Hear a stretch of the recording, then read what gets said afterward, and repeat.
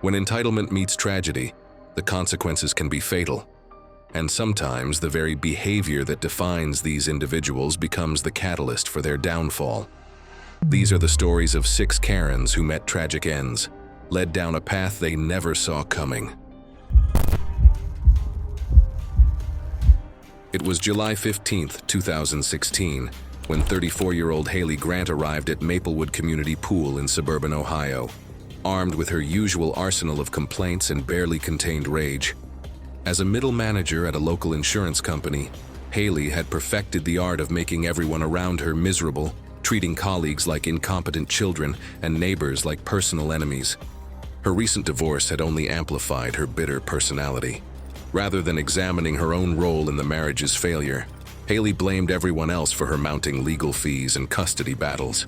She had become the neighborhood's most feared resident, filing noise complaints over children playing and threatening lawsuits against the homeowners association over trivial infractions like mailbox heights and grass length. The sweltering Saturday afternoon found the community pool packed with families seeking relief from the 90-degree heat. Haley immediately zeroed in on her target, a Hispanic family enjoying the water with their children. Her insurance background had taught her to scrutinize every detail, and she applied this skill to policing who belonged in her community. Marching toward the teenage lifeguard, Haley launched into her familiar routine of demands and threats. She insisted the family be removed, claiming they probably weren't even residents, and threatening to call immigration services. The young lifeguard, barely 18 and earning minimum wage for summer work, tried explaining that all pool users had shown proper identification and paid their fees.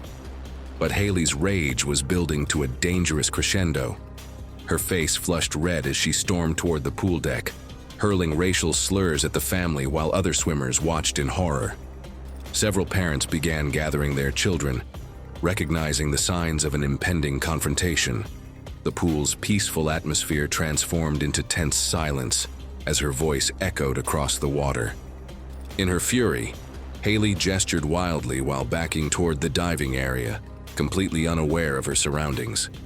The wet concrete around pools becomes treacherous when combined with aggressive movement and poor judgment. Her foot slipped on the slick surface, sending her tumbling backward toward the deep end.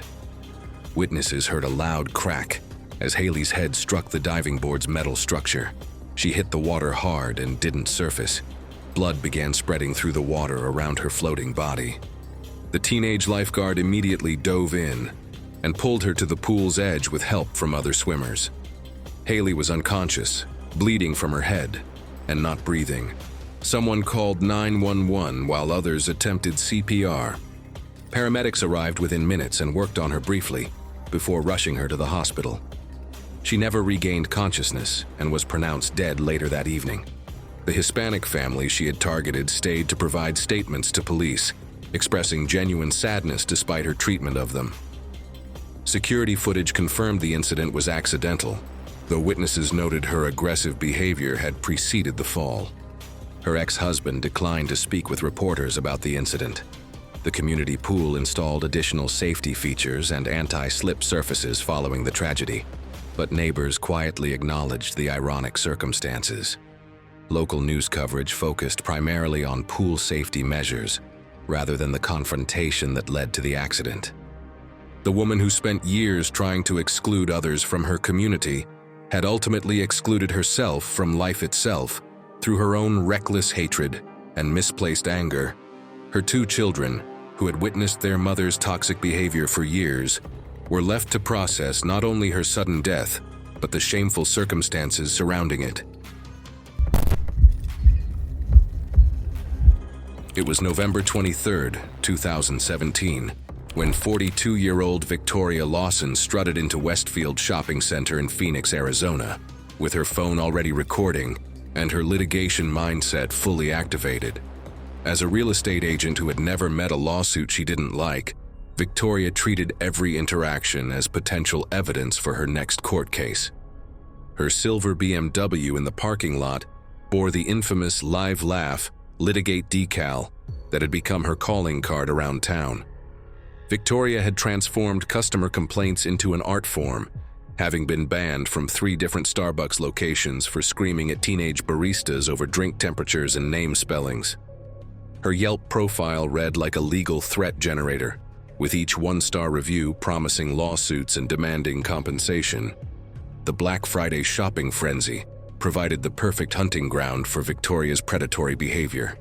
She had arrived specifically to document what she called employee incompetence, armed with expired coupons and an arsenal of unreasonable demands designed to create confrontational situations. At a popular clothing store, Victoria zeroed in on her target, an 18-year-old cashier named Emma, who was working her first Black Friday shift. Victoria presented a 15% discount coupon that had expired 2 months earlier, demanding it be honored, despite the clear expiration date printed in bold letters. When Emma politely explained store policy regarding expired coupons, Victoria's face began turning red. She immediately started filming, positioning her phone to capture what she planned to frame as discrimination and illegal business practices. Her voice rose to theatrical levels as she berated the teenager about customer rights and threatened legal action. The store manager, a patient woman in her 30s, approached to defuse the situation.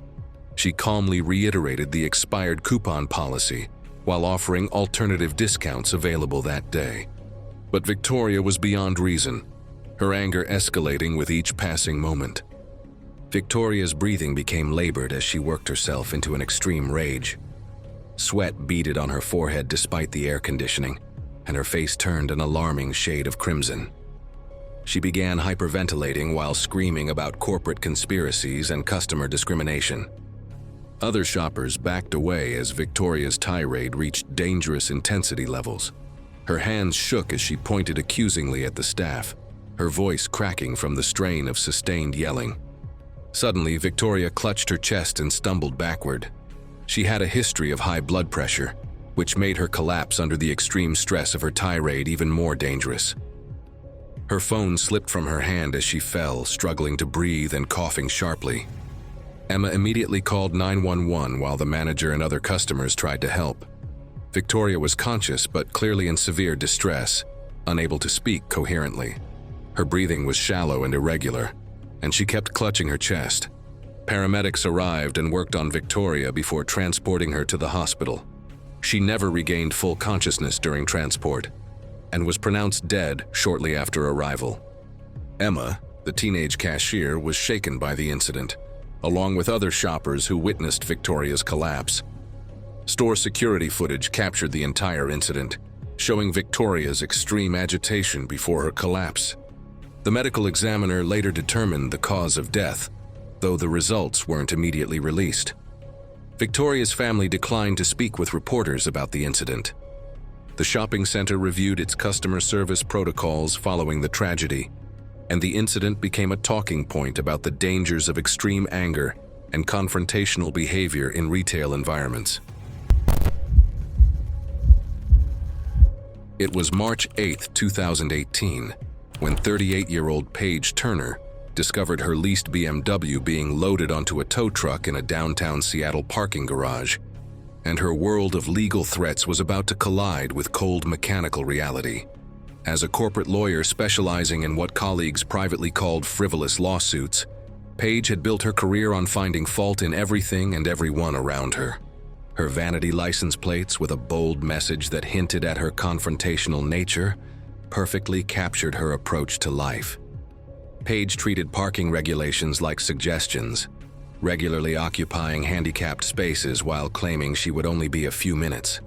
Over 2 years, she had accumulated 47 unpaid parking tickets, each one accompanied by lengthy legal briefs challenging the citations in court. The downtown garage had become her personal battleground with authority. Despite multiple warnings and escalating fines, Paige continued parking wherever convenient, confident that her legal knowledge made her untouchable. Her BMW had been flagged for towing after reaching the threshold for unpaid violations. When Paige arrived that evening to find her car being secured to the flatbed, she immediately pulled out her phone and began recording. The tow truck operator, a weathered man in his 50s named Mike, had dealt with angry car owners before. but Paige's approach was uniquely aggressive. She positioned herself directly behind the truck to prevent it from leaving while filming what she called theft and illegal seizure. Mike tried explaining the legal towing process, but Paige was already deep into her litigation mindset, threatening lawsuits and demanding immediate release of her vehicle. Despite Mike's repeated warnings about the dangerous hydraulic equipment, Paige climbed onto the truck's flatbed, determined to reclaim what she considered her illegally seized property. The metal surface was slick from Seattle's persistent drizzle, and the truck's machinery hummed with mechanical power. As Paige moved around the flatbed while recording, she lost her footing on the slick surface. Her legs became caught in the hydraulic lift as it moved, and Mike heard her scream. The crushing force trapped her lower body between moving parts of the truck's equipment. Paige's screams echoed through the concrete garage as Mike immediately shut down the hydraulics and called 911. There was significant bleeding from her trapped legs, and she was clearly in severe distress. Mike tried to keep her conscious while waiting for emergency responders, but she was obviously going into shock from her injuries. Paramedics arrived quickly and worked to stabilize her while firefighters used specialized equipment to free her from the machinery. She was conscious but barely responsive during the extraction process. Despite rapid transport to the hospital, Paige died from her injuries. The medical examiner later determined the official cause of death. Security cameras captured portions of the incident, showing Paige's reckless behavior on the truck despite safety warnings. Mike was cleared of wrongdoing after investigators reviewed the available footage. The parking garage added safety barriers and additional warning signs around tow truck operations following the incident. Paige's death became a sobering reminder in the legal community about the dangers of letting confrontational behavior override basic safety precautions. Her colleagues privately noted the tragic irony that someone who spent her career threatening others with consequences had ultimately faced the most severe consequence of all, through her own reckless actions and disregard for clearly stated warnings. It was August 12, 2015, when 29-year-old Olivia Carter walked into Bella Vista Italian restaurant in Miami, Florida, armed with her smartphone and a carefully crafted plan to scam another free meal.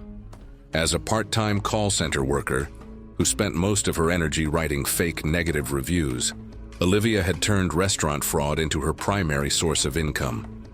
With barely 800 Instagram followers, Olivia claimed to be a food influencer deserving of complimentary meals in exchange for social media promotion. Her Yelp profile was a weapon of mass destruction, filled with one-star reviews designed to extort compensation from small businesses. She carried a small collection of foreign objects in her purse, ready to plant evidence of contamination when restaurants refused her demands. Bella Vista was experiencing its typical busy dinner rush when Olivia arrived, immediately demanding to speak with the manager about a business partnership. The restaurant owner, Maria Santos, politely explained that they didn't offer influencer discounts, but welcomed honest reviews from paying customers. Olivia's demeanor shifted instantly from fake sweetness to barely contained hostility. She ordered the most expensive seafood risotto on the menu, while muttering threats about destroying their reputation online. Her plan was simple: plant evidence, create a scene, and walk away without paying. 20 minutes later, Olivia began executing her scheme.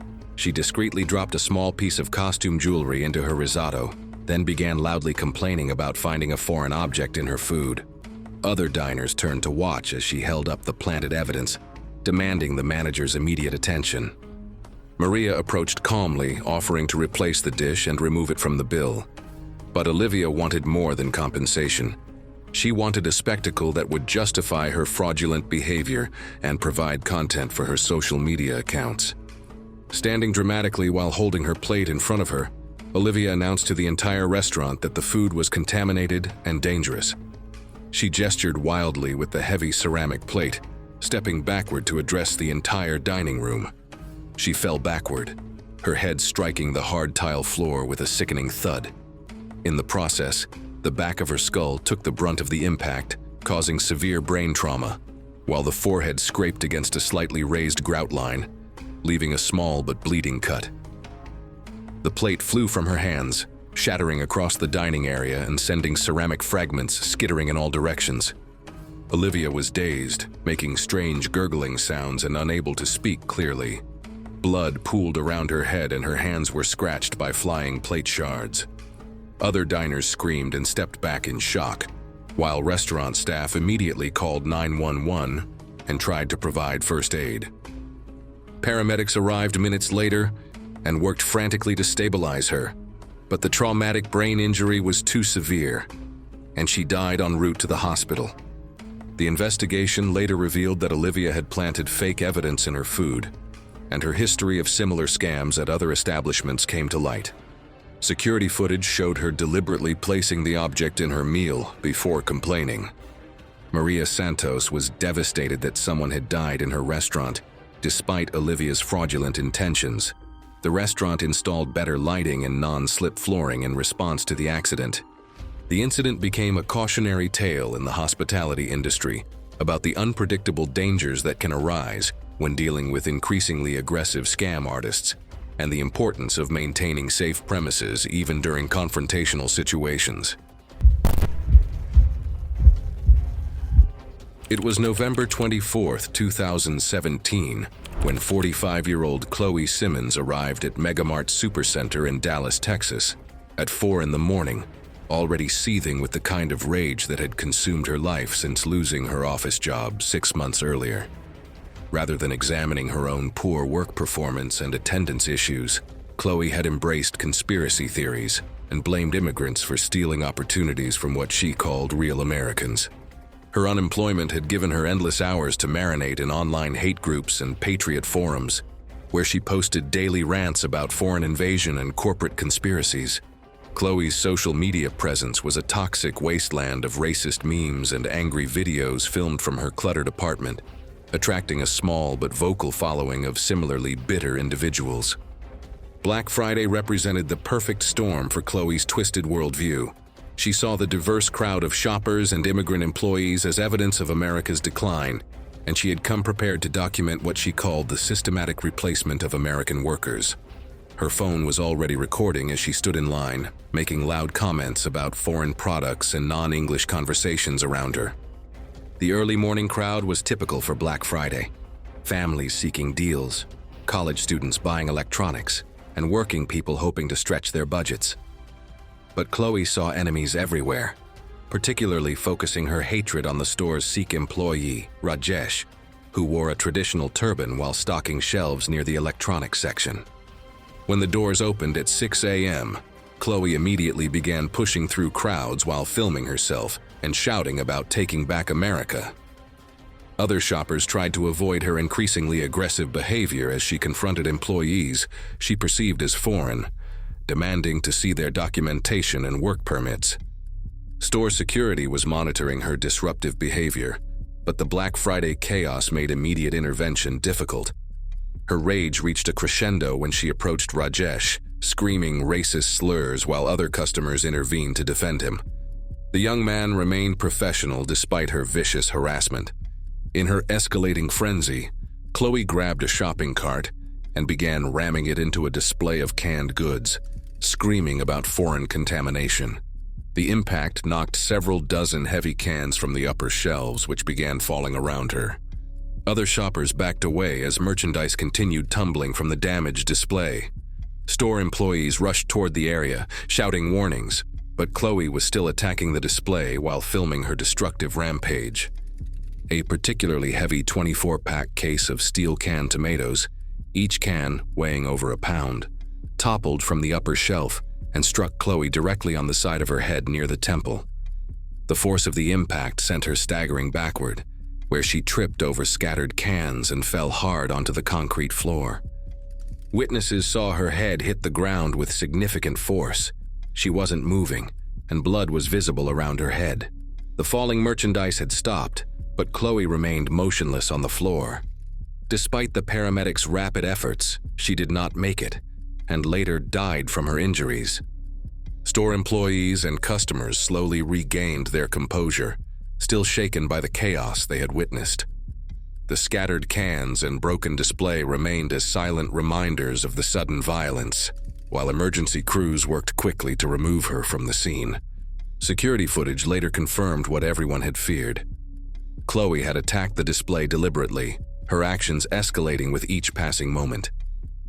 Rajesh, the employee she had targeted with harassment, quietly returned to his duties, visibly affected by the ordeal, yet determined to keep working, despite the memory of the morning's terror. The store reopened later that day, but the atmosphere felt tense. Employees and customers moved cautiously, some still glancing at the electronics section where it happened. Megamart added stronger shelving and better safety measures, but the memory of the tragedy lingered. It was June 3, 2016, when 51-year-old Faith Morgan arrived at the Henderson family's house in Sunset Hills subdivision, Charlotte, North Carolina, at 7 in the morning, armed with her measuring tape and an obsessive need to control every aspect of her neighborhood. After retiring from a government clerical position 6 months earlier, Faith had transformed her newfound free time into a reign of terror over her fellow residents. Faith's retirement had unleashed something dark within her personality.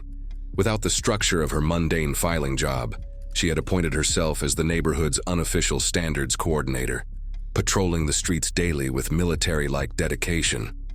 Her garage was filled with meticulously organized files containing photographs, measurements, and violation reports on nearly every house in the subdivision.